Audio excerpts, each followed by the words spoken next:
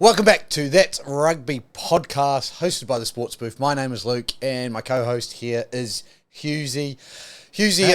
a much improved performance from your Wallabies to kick off the show.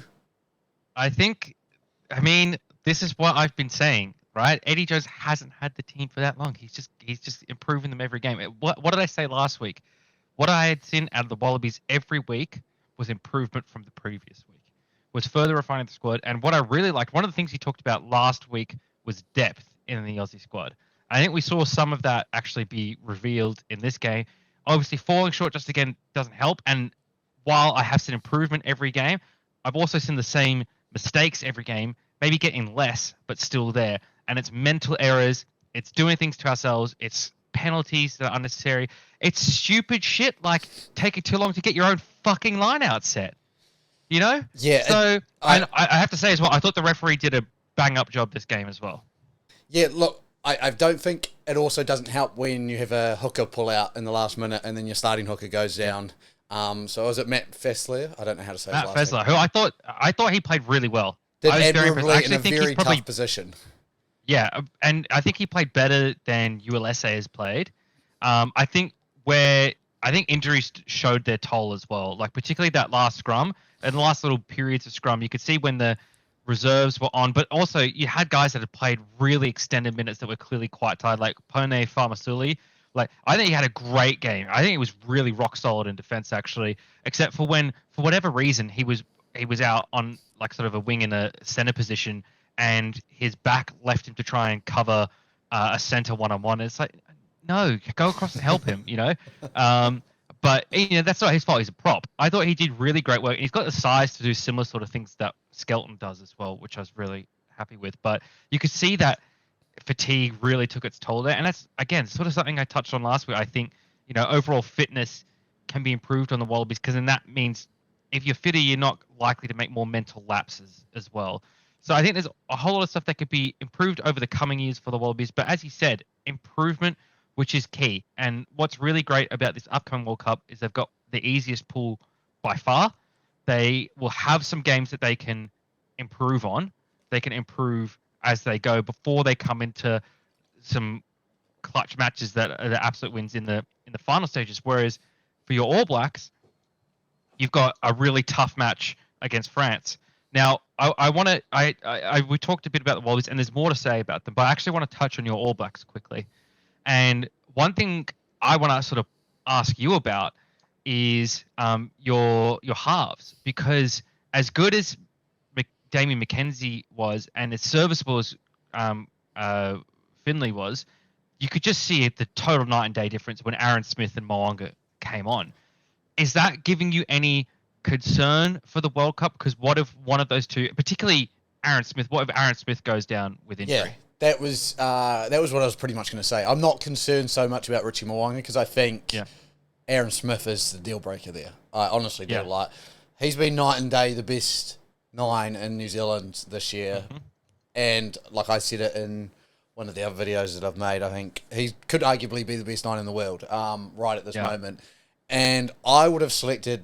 Team obviously just came out from the All Blacks that we'll run through soon, but I would have selected Brad Weber. I would be a lot safer going to this World Cup with Brad Weber than Finlay Christie. But I know Brad Weber is one of the 3 players they've selected to go over, travel to London and be in London and be there in case of injury. But I'm hella nervous. If Aaron Smith goes down, I honestly would rather see Cam Roigard go on, and that's crazy to think when you're talking about a one-test All Black if it's a Rugby World Cup final. Yeah, it is. It's one of those things that I don't like. We talk a lot about like Richie Mo'unga going, Adi Sevilla having a sabbatical, Sam Whitelock, Brody Retallick. Aaron Smith has been kind of glossed over because especially he plays for the Highlanders who haven't been good in the past few years. So it's kind of like, we've got a lot of upcoming halfbacks, a lot of younger guys around that are Whakatava, your Finlay Christie's, Cam Roygards, all of them, TJ Perinaras came back. But Aaron Smith's going to be a massive loss, and I don't think we're going to realise that just how much it will be. The speed at which he could get the ball out of the ruck and his decision making, it's just a clear tier difference there. He was just when he came on, he transformed the All Blacks game. He just got things running a lot smoother because they made a lot of penalties in that first period of the game where he wasn't in. Uncharacteristic All Black mistakes, And when he came on, he just tightened everything up. He just and maybe that's just his experience as well. But these younger guys, experience is not something you could fake. Experience is earned. Experience is time, and you can't cheat time. And that's one of the big things that came away looking at the All Black side is that far out. Aaron Smith makes this ties this squad together, and then got me thinking, towards those, your game against France and then, quarter, semis and finals time, Aaron Smith's not going to play a full 80. When you've got to put someone else on, it almost feels like the All Blacks have got to have a lead at that point, and even a high enough lead that another team can't come back against. Because once he goes, I don't know. It'd be interesting to see against a France and an Ireland and things like that. But that for me flagged a bit of concern. I definitely don't see a reserve halfback getting more than 5 to 10 minutes. It's more like either we're in trouble and, not saying Aaron Smith hasn't done his job, but we're in trouble and we need a spark. So we've made that change, or we're up and Aaron Smith's fading and we want to close the game out. I see what you mean. It's probably, I think it would say that's the biggest fear in this Rugby World Cup for us is Aaron Smith injury. We need to bubble wrap Aaron Smith. There's every other player. Damien McKenzie didn't have a good game, quite clearly, but he is one of those players when he clicks, you'll beat a team by 50 points. If he doesn't click, I think you'll still stay in the fight with him there. Yeah. I think he had a solid but not spectacular game. It wasn't necessarily anything wrong, but you could just see Mwanga was just a bit better when he came on. I think, and that's just Mwanga's had a bit more experience in that All Blacks sort of area, Totally. Mackenzie's used to his Chiefs teammates probably a bit more, and Mwanga's just, I don't know, and maybe he just has a bit more of a feel for what it's like at that just next level up. And again, it shows you the difference between Super Rugby and Test Rugby. Totally. And I think as well, we made the changes in the front row and we started dominating the scrum. As you said, the fatigue started to play a part where Mwanga was able to, I guess, work with that fatigue. And, that's... If there is one thing that this is showing me, it's the fact that if we can stay in the fight still and we can hold on with teams, even with an inexperienced squad and changes we made against that Wallabies team, we stayed in that fight, and when we brought on those subs who were our best players, they made the impact. And like you said, I don't know, I don't think it's as much of a fitness thing as you think, but it is the skill execution at the end of games is just a different level. And credit to the Wallabies, it was a much better performance. They just need to find a way to score points. I look back and the game that always will stick out, and I'm sure it is for you as well, is Perth when you put 47 on us. That's how cutthroat you have to be at every game at this level, and it's showing you're not going to win by scoring 20 points against the All Blacks. You're not going to get a situation against the All Blacks where, like Wales did against England, it's 20-9. To hold an All Blacks team under 10 points is just incredible.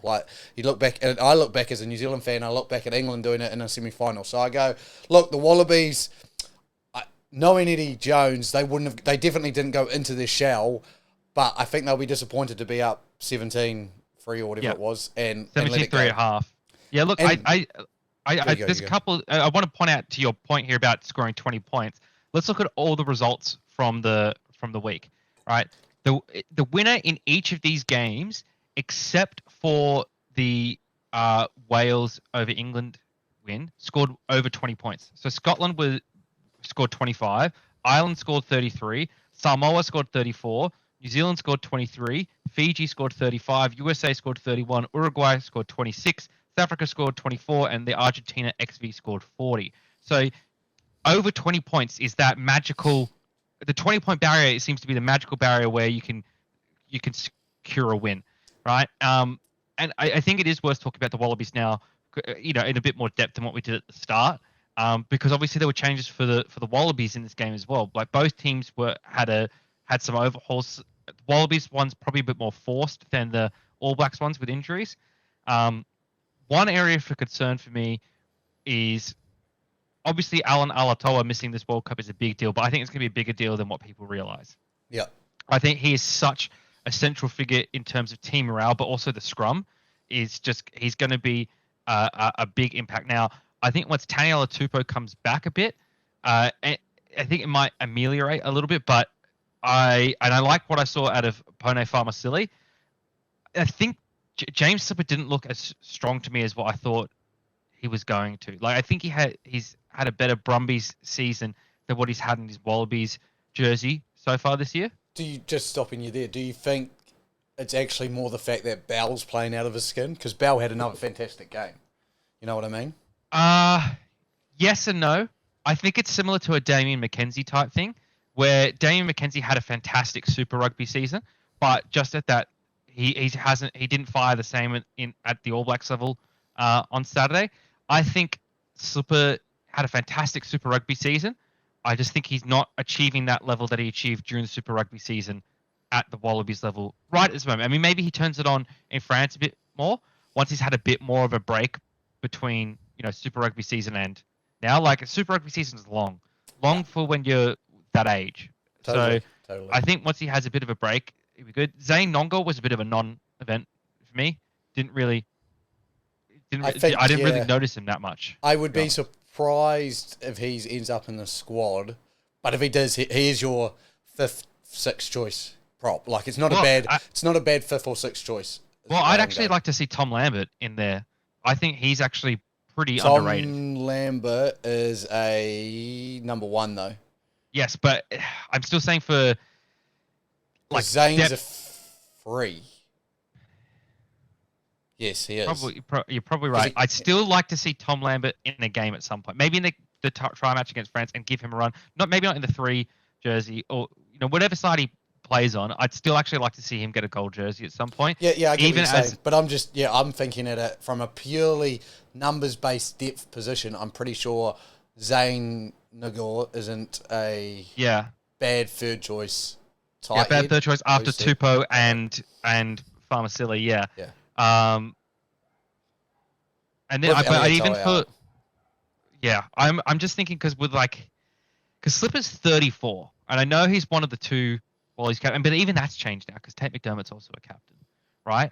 So yeah, I don't know. I'd like to see in the trial match against France. I'd actually like to see, maybe Slipper have a rest for that game again, and just to give him time to rest before the World Cup as well. And see Lambert play in that game. Good about this World Cup is it is the longest Rugby World Cup tournament we've ever had. So they're taking player safety very seriously. I think it's a minimum of 7 days between games.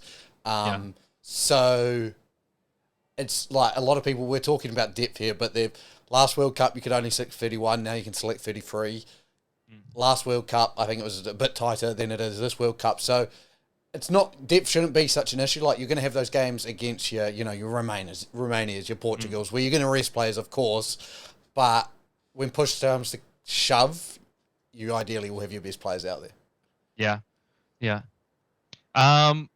So and then the other changes in the squad, I think Carter Gordon had a far and away better game. His kicking was much better, and again, I think the MCG's a funky atmosphere to kick in, particularly considering they weren't allowed on the pitch. But also his first game starting, in his second game starting, looked much better, much more comfortable in there, and I think even saw a difference between him and Quaid. I mean, obviously Quaid kicked that amazing 58-meter goal, which is just incredible boot on that. I think Carter Gordon will be haunted by the one that went off the post, because that's the worst thing that can happen on a penalty, right?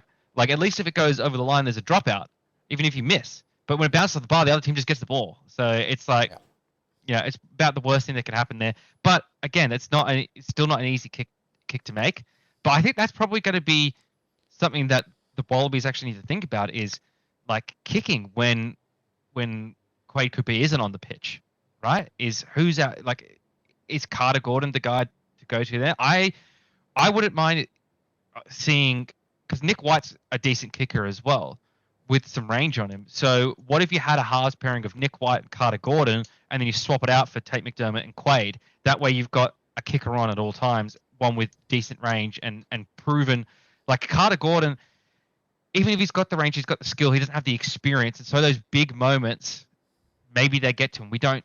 Who could say? Because it's a World Cup, right? He's going into his first World Cup. Those 2020 tied games in Dunedin, a big moment, you need your kicker to step up, and Richie Mo'unga, a player like that stepping up and kicking goals. I see what you're saying. It's a very valid point. Again, we haven't seen that combo yet very much, Nick White and Carter Gordon. I wonder if there is a reason why, but it'll be interesting. I mean, and in that way, both halves pairings, you have experience in youth, right? Totally. So there's benefits to have. Eddie, hit me up. You want to pay me a consulting fee? Tom Hooper, I think, I wasn't that impressed by him in the game against South Africa, but maybe that's a whole squad thing. This game was way better from Tom Hooper. Just the energy he had was great. Fraser McWright as well was great. I really liked the stuff that our back row did in this game, but Tom Hooper for me just had an amazing performance. He's definitely starting to fit into that jersey a bit better, isn't he? That first game struggled at 6, then they tried him at 7 for the All Blacks game, which I don't know what that was about, and then they moved him back, and it's just they gel a lot better. Like I get he was trying to get a big strong pack when you're muscling up against the All Blacks, but you need that. Even though Fraser McWright probably didn't have his best game, especially at a Pilfer type game, it's still a threat, it's there, and I'm sure the All Blacks would have been targeting it, and that allows your Skeltons, your other players there, Robbie Valentini, who can get over a ball, Tom Hooper, if he has to, be able to do what they have to do. And Tom Hooper, in all fairness, is one of his best attributes is his tackling and defence, and again, he made another 20-odd tackles in the game, and he's going to make you those 20 tackles, miss one or two, and pretty safe as houses. Another line-out option, probably a step up from Jed Holloway, like from what I've seen. And again, we both love Jed. Like we both agree that I think Jed is again a fantastic player, good depth. But if Tom Hooper can fit into those shoes, and even if you get Michael Hooper back, Hooper Valentini could be a go. I'm still interested when I think it's a win, not if we see Lang and Gleeson. I'm still really interested in it. I don't know why. I'd love to know. I don't think he's injured, but he may be. Fekete hasn't seen any pitch time, and to me, he was a standout last year. Like the try against the French, the turnover against the All Blacks. I just sit there and I go, he has been injured. I'm interested to know. Like, and again, we've talked about this for so long, Australia. Okay, Australian rugby. I'm looking at you now. Sort your shit out and tell us what's happening with these players, because we don't know, and we're dedicated followers. Like we are the ones who should know, and if we don't know, nobody knows. And tell me, when are the Australians naming their World Cup squad, bud? Who knows? Who the fuck? I don't know. I tried to search it today and I couldn't find it. I know. On the website, on the Australian Rugby website, they have a list of everyone squads that they're getting named and they're updating it. So Samoa's named there. They had New Zealand's team when it was, what time it was going up, which was 5 o'clock New Zealand time today. Nothing about their own one. And I just sit there and I go, we've harped onto this one too many times, but just let us know. Like, it's not a big thing if you just say Fekete's out with an ankle injury, he'll be out for 3 weeks, he's still in with the squad. NRL does it so well. Does it so well. They give you the weeks. Yeah, they will update it weekly. But while we're speaking of centers, actually, I think Geordie Pataya has had a forgettable couple of weeks. I don't think he's played his best. I think his running has been good. I think his decision making has been iffy, especially those kick throughs. I don't think his kicks are that great. I want to see Parisi. I need to see Parisi in there, and I think Parisi's defense is better as well. I was interested in what you were saying there, because an attacking threat that he is, makes meters, really good strong carrier. He's kicked some fucking terrible kicks, and it's not terrible kicks as in the kicks have been terrible themselves, the decision making behind the kicks. And I'm a big believer there's a reason to kick. You're either kicking to clear, you're kicking to put it out, or you're kicking to contest. A lot of grubbers, his went just, you're attacking 40 metres out, and he's grubbed it in, and an All Black's been at the back there, they've picked it up, hoofed it 60 metres down the field. Kellaway's coming through, but he just hasn't given him a chance to get it. Exactly. Right? It's not contestable. Exactly. And either Kellaway or Nwangani Tuasa have been able to get to it. Those have been his two sort of attacking options from the kicks. And that's why I'd like to see, again, I wanted to see Parisi before now, I think if you're testing out your squad, I don't think you should be cementing Pattaya in that jersey. I don't think anyone really should be cemented in their jersey, other than sort of Karevi, Korobetti, Skelton, and since he's come back from injury, Angus Bell, right? I think that, and everyone else has got a case to make for themselves. They've got to earn their jerseys, right? And I don't think Pattaya should be the anointed 13. I think you've got to see what Parisi could do. I think we've talked about the kicking, but I also mentioned decision making and defense. I think Parisi is more solid in both than Pattaya. From what I've seen at Super Rugby level, I think Parisi has better skills at that outside center position in defense and decision making than what I've seen from Pattaya in these last 4 weeks. And especially, as we said with the kicking, this little grubber through kicking or tactical kicking seems to be part of Eddie Jones' stratagems. And I don't mind that. I don't mind seeing some innovation and those sort of things rather than just passing side to side, mixing it up a bit. But you've got to be able to make those kicks. You've got to be effective in those. And I don't think Pattaya has been. I think Parisi deserves a chance to show that he can be that he can do that, or just a chance to prove that he can do it better than Pattaya. And if he can't, then go back to Pattaya. I would have thought after 2 or 3 games, we've seen what we need to from Pattaya. Let's give Parisi a shot. Let's see what he can do. We didn't see that. It's unfortunate.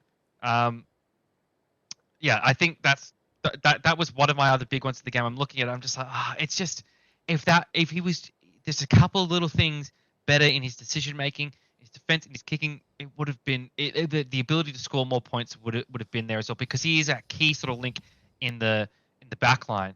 And something that was pointed out in our sort of sports group chat that we have going is that the New Zealand backs out-rocked the Australian backs in a lot of cases, right? I think there are a couple of exceptions to that. I think Korobetti and Karevi are probably the 2 exceptions in that. I think they had very strong ruckages, but I think elsewhere, pretty poor. And one thing I will criticize Tate McDermott for is a lot of times he would have one of his players run forward and he's yelling at his own players to get in the ruck, and then Artie Savia's got his hands on the ball to turnover. Just put your fucking head down and get in there, right? If you're yelling at your forwards to get in there yourself. It's going to cause a turnover. You might be wanting to run a play off the back of this ball, but it's better to have possession and not be able to run the play that you want than cause a turnover. I was really disappointed in that. Okay, shall we move on to some of the other games? Obviously, we've talked heavily about the All Blacks versus the Wallabies. Of course. 2-0, bleed a slow sweep. Still haven't won in New Zealand for 21 years. We will leave it at that. I have to ask though, how nervous were you at halftime? Well, okay, don't get me wrong. I understand an afternoon game in New Zealand. I get it. I get what they were trying to do. Women's World Cup was on. But I'm playing footy at that time. So I wasn't nervous. Yeah. I'm coming off the field and we've just scored our second try. It was like 17-14 all of a sudden, or 17. Yeah. I don't know what we just scored our second try. So I sat there and I missed all the nervous energy about it. I wasn't nervous. So I got lucky in that because I'd sat there and talked a lot of shit about how we're going to spank you by 60. And if I'd come off at halftime and we were down, I would have been in a bit of a shit show. But so, yeah, I wasn't nervous, but I would have been. I would have been. Yeah. But yes, so the Springboks bet Argentina, and which was another scrappy affair. Springboks have a dominant second half, and I think Argentina will be disappointed again. Not Springboks' strongest team, but still not. I'm yet to see a polished performance since they took on you guys in the first game of the Rugby Championship. So it'll be really interesting, that game in Twickenham, who turns up, who's playing in that game. Makes you wonder about whether their supposedly best squad they sent over to New Zealand, like all those players this time, was really their best squad, Exactly. Maybe you face the best squad. Their squad naming is going to be really interesting, I must say, for a team kind of all over the place a little bit, not as in like all over in disarray or anything, but just, there's some players here and players there and players everywhere. It will be really interesting to see where their squad ends up. Wales then bet England in what I think I would call a shock, because England named a strong enough team. Yeah. The only 2 players really missing were Owen Farrell and Courtney Laws, which I know are big time players, but Wales, impressive. Shit game. I watched the game, not live, but I watched it back. I don't know what to say much about that one. It was a tough watch. A lot of handling areas. Like we saw, like you said, they were the only team to score 20 points and win, Wales, and I'm not surprised in that game. 29 points in a game. It was, they both are going to need to improve to get out of their pools. Let me say that. But Wales do have a budding superstar, Jack Morgan, captain the team from the open side, was unreal, and is going to be a hell of a player. I think he's only like 22, 23. Play like that to rally around and turn the ship around. They've also picked up Tane Plumtree, who played for the Blues in Super Rugby last year, but signed with a Welsh team. Has a Welsh background. So that's big to pick up, and he came on a reserve lot for them. So, look, heading them back in the right direction, Wales. But yeah, I love to see. I'm of Welsh background myself, so I'd love to see that. You can't hate the Welsh. That's one of the things. So you hope for the best with them. Scotland then bet France's B team, but we'll take any day France get beat. I'm a happy man. And not in France, importantly. So exactly. France, they don't care about games outside of France. But I'm just saying, it's another, everyone talking up France, but they can't beat Scotland. That's all I'm saying. But they're not playing in France. They're playing the World Cup in France. They've rigged it so that they can win. So they're playing in France. Hey, just watch out. That's all right. I'm just saying. Like, here we go. So are you playing them next week? Or 2 weeks? No. Not till the 28th. 28th. What, do 3 weeks from today. They play Scotland in France next week. Yep, in France. And that'll be...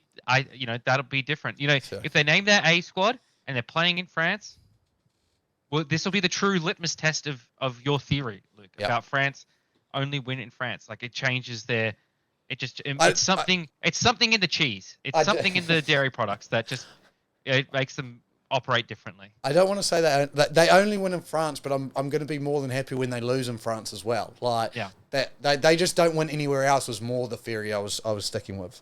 I think, and I agree with you. I think that outside of France, they're a different team. But the World Cup's in France, like you said. But the World Cup is in France, so we'll see. And importantly, there's a Napoleon movie coming out this year as well. Coincidence? I think not.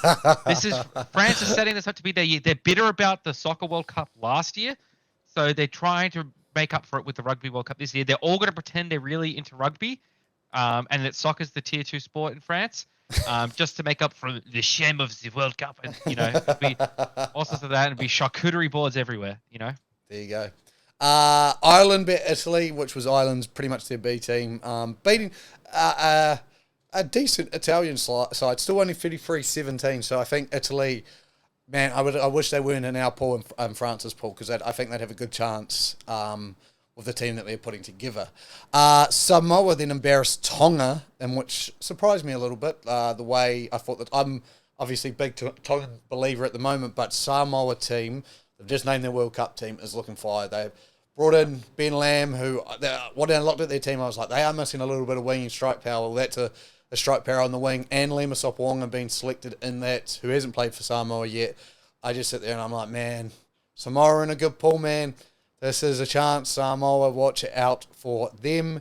And then Fiji beat Japan, who Japan are just struggling to stay out of the red card book, because they had a red card in the 7th minute, and 2 games that they've lost, 2 red cards early in the game. So, look, just because it's on your flag doesn't mean you need to have one. They need to sort that out, But then I still think Fiji are another one of those dark horses in your pool, yet to lose in this Pacific Nations Cup, yet to name probably a fully strong team, a full strength team. I'll be interested how they go with their selections for the World Cup. But Fiji could very easily be second in our pool. Oh, very easily. And Wales versus Fiji game in that pool is going to be intense. We say you've got the easy pool, but after you guys, and I'm going to say this, preferencing the performance I saw on Saturday, after you guys, you'll top your pool if you play the way you did on Saturday. But after that, it goes Wales, Georgia, Fiji, and all 3 of those teams. Like, what I do like saying it again, you've got 3 challenging games, which is a good thing to have. Like, we're saying you're in the easy pool, but those games, it's not like they're walk in the parks. Yeah, totally. So you're gonna make mistakes in those games, and it'll cost you. and it'll be learning curves for the final, which, like you've said this whole time, is what you're building to. So, look, I mean, yeah, that pool, as much as I get why Pool B is the pool of death, I actually think this could be one of those outside pools of death where you just don't know who could beat who. Yeah, I think that second position in the pool will be heavily contested. Totally. Heavily contested. And maybe the Wallabies get embarrassed there. I would hate for that to happen, but at the same time, be good for World Rugby. But I would have very obviously bitter emotions about it. But yeah, it'll be a contest. It'll be a bloodbath for sure. Totally. The All Black squad's been named, which not a lot of changes from the squad. I made a final prediction video yesterday, and I sat there, and the only change I had that isn't in the team, I knew they were going to go 5 loose forwards, everyone out there. So everyone's sitting there and surprised that they went 5 loose forwards. Of course they went 5 loose forwards so they could carry one of those explosive outside backs. Because as much as the forwards win the rugby games, the outside backs are what's going to help us in this tournament. Like Mark Talia, Leisha Whanganuku, you just couldn't leave one of them, Caleb Clark, even him, behind. And we didn't need Finau. It was never a pitch against Finau. It was more, we've got 5 really good loose forwards, and Jacobson, Kane, Savia, I put myself on the spot, Frizzell and Papali'i, all who can play a range of those 6, 7, 8, with Scott Barrett able to play 6. I just sat there and went, they're choosing it, and this is how they're going to split it. And they did. So the only change to the team I would have made to this team is Brad Weber in for Christie. Yeah. Other than that, I love everything. David Havili's come back and earned his spot back, which I think was the right call. Braden Ennor, the unlucky one there, but I'm not too, Ennor, I know went off injured, so I'm hopefully a speedy recovery for him, because he's definitely the depth you need. And a lot of people were going to judge Caleb Clark. I'm sceptical of his and Will Jordan's defence, but I think that's why they've taken the extra back to see who's going to be performing on the big stage. Leisha Whanganuku, Mark Talia there as well. So look, I'm fucking excited. Squads are getting named. Jerseys are pretty much all dropped. Who do you think's going to be the fullback? Bowden Barrett. Bowden? Yeah, he's been named in the first 5s. He got named in the first 5s for the Rugby Championship. Yeah, he'll be the fullback as well. Yeah, he'll be the fullback.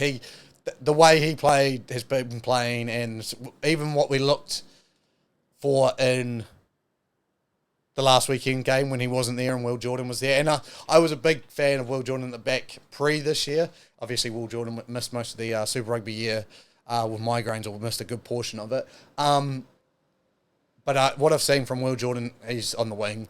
Him and Talia on the wing, and then Barrett at the back. That easy to me. And then again, like you said, if McKenzie isn't clicking and we go like Barrett on the bench or something like that, there's just so many things you can do with Barrett and his utility ability. We also mentioned Samoa named their World Cup squad a very good World Cup squad, so watch for them. In another very interesting pool, I was looking at that one, and we were talking about you and Fiji, but England just lost to Wales and pretty close to full strength. Argentina, other than their win against you, lost twice to South Africa, lost well to New Zealand. They're not probably where I'd like to say they are or were last year with their famous win over the All Blacks, but they're there. Japan quite clearly taking a step back at the moment. We'll need a big World Cup to show me that they're anything different. So I sit there and I go, Samoa, man, they could beat England, they could beat Japan, they could even beat Argentina on their day when they've got all these All Blacks coming back and the team that they've built. I just sit there and I go, it's going to be interesting. It's going to be one of those World Cups, there's going to be a couple of shocks. 100%. That's what we love. Now, my friend, I've got a question for you. We obviously don't know when this Wallabies World Cup squad's going to be named, as we said. But I would like to hear, you don't have to go through your whole squad, but some bolters. I think we know a good crux, like Bell's in there, Slipper's in there. Your hookers are an interesting point. I think your locks are set. Your flanks, you've got a lot. After what I saw on Saturday, you've got the building blocks, but any bolters or any positions that you were interested in might change from now to when the squad's named.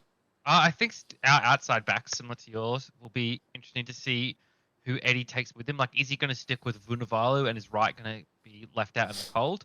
Which is probably something I disagree with. I think Wright would be better on the wing than Vunivalu. Like right now, like I know you're saying you believe in Vunivalu and he's got a future on the wing. I don't know if he's it right now. I think Wright he's got really good big play potential on the wing. Like we saw him and Fekete last year in France had that amazing length of the field try. So it'll be interesting to see if he's in there. And yeah, the centers as well. You know, as you said, is Fekete going to be back? You know, who is Reece Hodge going to be part of the squad? Like that's a very crowded room. Len Ikitau is going to be back from injury at some point as well. You know, I think he's unfortunate that he went out the way he did, but I think he's very good outside center to pair with Karevi as well. So I think those sort of positions are pretty interesting. I think our halves are set now. You know, I think this is Carter Gordon's ship to steer from the 10 position, with Quaid probably coming in to seal a few games out. I'd be interested to see who's the third 10 that they take. That was exactly what I was going to ask you. Are you going Donaldson? I think it's probably going to be Ben Donaldson because I think he's also one of Eddie's utility players along with Dylan Peach. Yeah. So yeah, we'll see. And that Bernard Foley's probably might be told to head back to Japan or something. I don't know. We'll see. And then who's the third halfback that they take with them as well? You know, lots of questions. We'll see. It's not going to be Jake Gordon. We know that because he's playing in France. Saying that, he's just been released. Oh, really? No, I think it happened today. They just brought in. Now I don't know why. I didn't read the actual article, but I saw he got released. So I don't know if it is very interesting if it's not injury related. Did he potentially get a call from Eddie to say, hey, look, I actually haven't liked what I've seen from Ryan Lonergan enough to trust him as a third World Cup halfback. I did have one player in mind that I know it's definitely an outsider because Eddie Jones hasn't seen him in a yellow jersey. But he was a former All Black. Now, Kerr Barlow. Yeah, you mentioned him before. Now, he is eligible to play for Australia after his 3-year stand down. He plays for La Rochelle. Had a fantastic season. Has said, look, if he got the call, he'd take it. If you haven't got your decision made in your third halfback, is there a bit there that goes, you know what, I take a risk and I bring him over, bring him into the squad.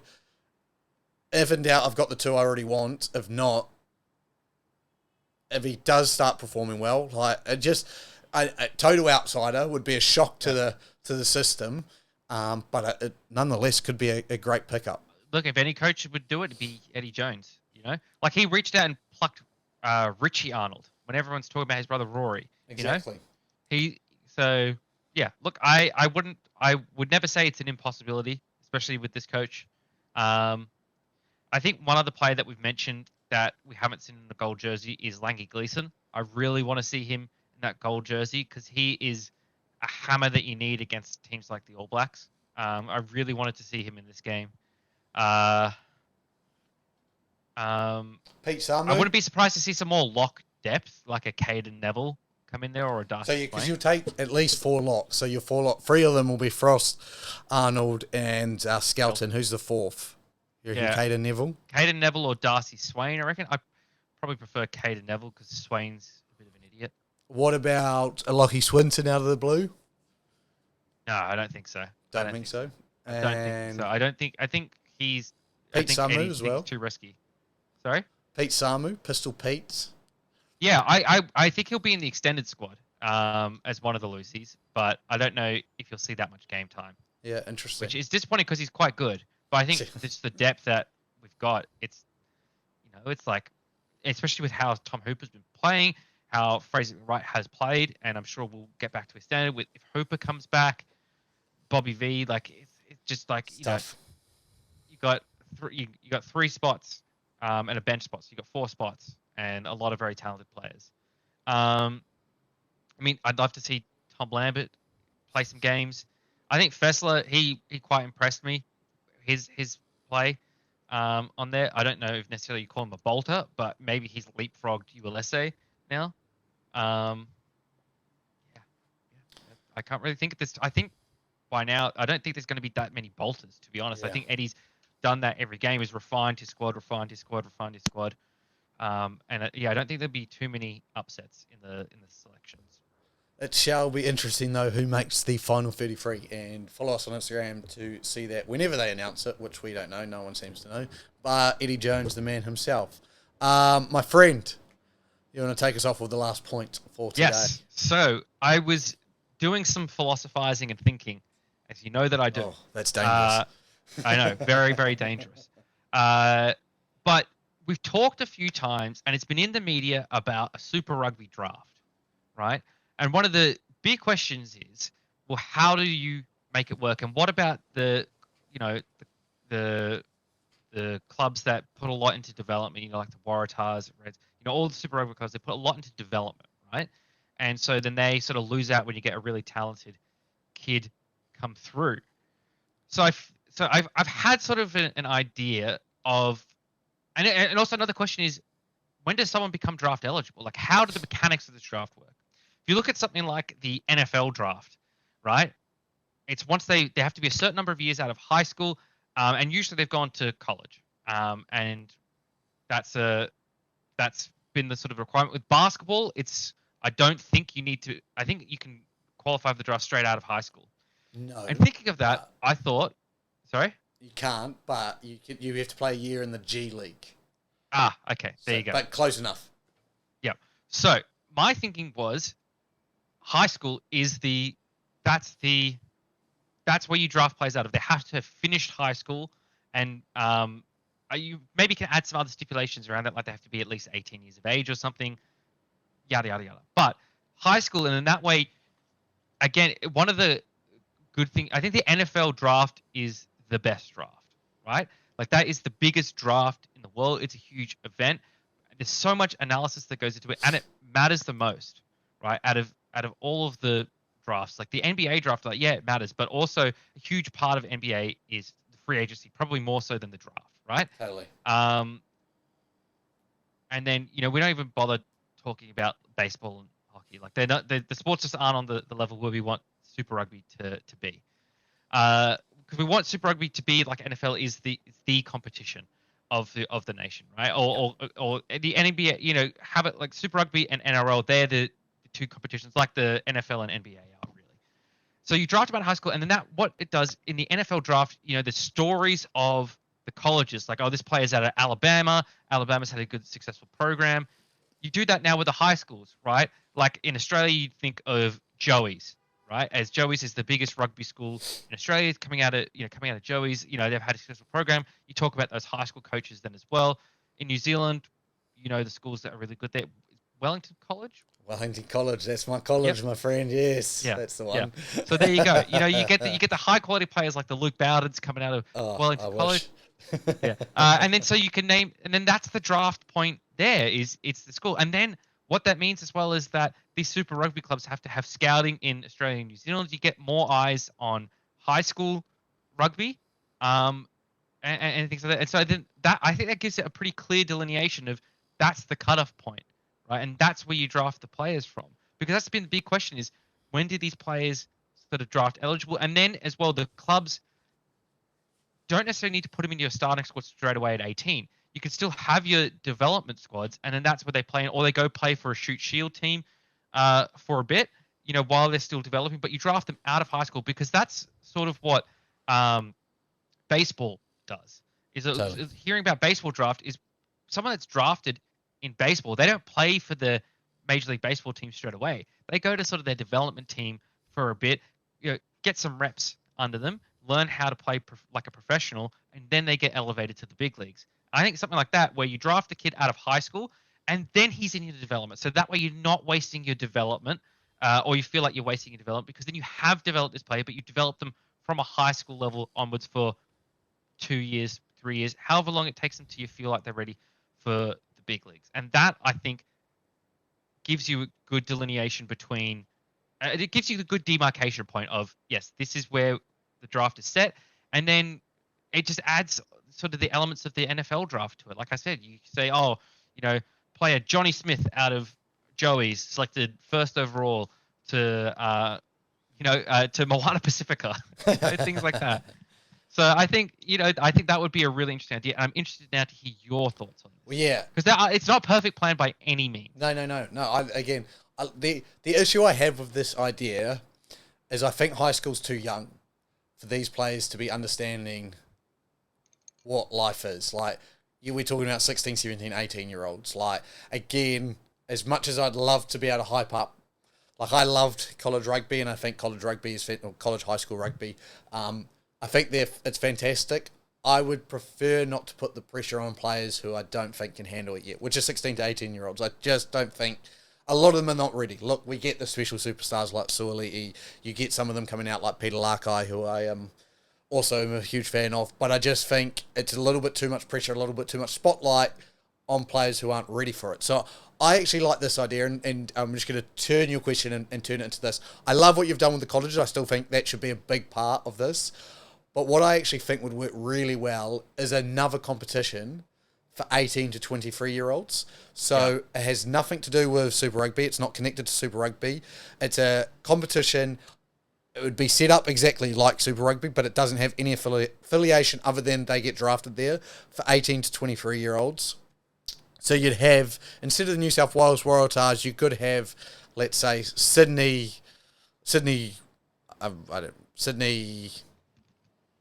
what's Sydney? Let's go Sydney Sharks or something. Sydney Sharks. Let's do that. So Sydney Sharks, and this is your like NBA does. They have the G League. We call it the R League, so the rugby league, whatever you want to call it. And from that is where in the end of each year, so they can play from 18 to 23. At the end of each year, you can make yourself eligible for the draft. It runs at the same time as Super Rugby, so it's like a pre-Super Rugby game, and you build it up as this comp instead. And then from there, like you've said, players sign these contracts for them, so they'll go into a professional level. They won't be making big money. It's not going to be a Super Rugby type thing, but it'll be their first rugby contracts. You can sign them there. It'll be year on type thing like that. It's all player-driven type thing. So then, at the end of each year, it comes to it, and you go, we're drafting Luke Bowden, who went to Wellington College and played for the Sydney Sharks, based out of Sydney. Again, you could do that. I would do it where I would have an Australian competition and a New Zealand competition, and then you just cross over, like maybe 1 or 2 games a year, or just finals crossover type thing like that. And like you said, you've still got to scout both sides. I just think it takes the age issue out of those college players. If a college player is ready to go, they can put their hand straight into the draft. I've got no problem with that as well. I just think it then takes away that pressure of some of those players not being ready and gives us that opportunity for the players to define what they're... And the difference with this and the G League is the G League, everyone's going there for 1 year and then hoping to go for... You could have a player come out, be 18 and not be ready for the draft and sign a contract and end up playing for a team for 4 years, amass 50-odd games. Like, you could actually get behind some of these players and go, I support the Sydney Sharks, and then my player got drafted to the New South Wales Waratahs. How great's that? Like, he spent 4 years with the Sharks, then now he's a Waratah. I just think that would improve that opportunity. I can see what you're saying. I think that is one thing that is concerned me the most is that high school is like at 18, is a kid ready? I think you could draft them at that age, but then they have to play a year outside of Super Rugby. Like they have to play a year for a Super Rugby affiliated team. Like you do have that G League, but the G League is affiliated with a Super Rugby team, and then they have to play that team for a year, and then they can choose to step up to the big leagues or not the year after, like similar to the MLB thing, right? Yeah. Where they play in that minor team until for at least a year. I think though you do put a restriction in of a year at the mid level. So high school mid level Super Rugby, they play a year for so the Sydney Sharks is affiliated with the New South Wales Waratahs, and then they play for that team for a year. Yeah. And then they can be elevated. They can be elevated. They don't necessarily have to be elevated, but they can be elevated. And then you can have that mid-level team, that Sydney Sharks team, as I do like that competition idea of that G League competition. I just think, so again, you threw onto my idea. I'm throwing back onto your idea that it's just affiliated. Instead of everything you said basically, but it is affiliated, and it is the draft at the high school draft. It is like New South Wales Waratahs pick Johnny Smith out of Wellington College. And then Johnny Smith goes and plays a year for the Sydney Sharks or whatever they're called. Yeah. And then he can be elevated at that point to the Waratahs after that year. And he's on a different contract from playing Sydney Sharks level to playing Waratahs. I think you could add other stipulations in there as well. Like you can maybe have something about university education. Like, if you play in the G League level, like maybe that's a thing as well. It's like if you play in the G League level, your university education is paid for, and you as long as you are playing for the G League team, you can be studying at university, because obviously the demands are lesser than while you're in a Super Rugby team, and in that way they can get their degree and then move on up to the big leagues, something like that. Like I think there's options to play around with there, and I think there's potential for that, and I think if that's where they're looking at for a Super Rugby draft, that's the direction they've got to look at. Totally. I think there are so many options, and I think there's lots of good ways it can be done. It's just, the money side of it, obviously, that's where we can come up with these big ideas, but we're not around the big circles deciding them and seeing where the money's coming from. And then B, how that actually works for player safety is obviously very important as well. Alrighty, well, that is us done and dusted for another week. I don't think either of our teams play for a while now. I think we've got a bit of a break. We don't play till the 28th of August, which is our last trial match before the World Cup, and that's against France. And we play South Africa on the 26th of August. So, yeah, in London, in Twickenham, sold out Twickenham, which will be a good day at it. But there is rugby this weekend. Tonga take on Canada. Georgia and Romania, Portugal, USA, England, Wales again, France, Scotland, and Chile and Namibia. So a few good games of footy to watch as we wake up on a Sunday morning. Awesome. Other than that, be ready for Wednesday. There's a special video coming out on our YouTube page, so make sure you're subscribed and have notifications turned on, because that is going to be a banger, where one of us will be winning. And one of us will be losing a competition. Other than that, thank you for joining us today. We have been That Rugby Podcast. My name has been Luke. That has been Husey. We will see you later. Goodbye.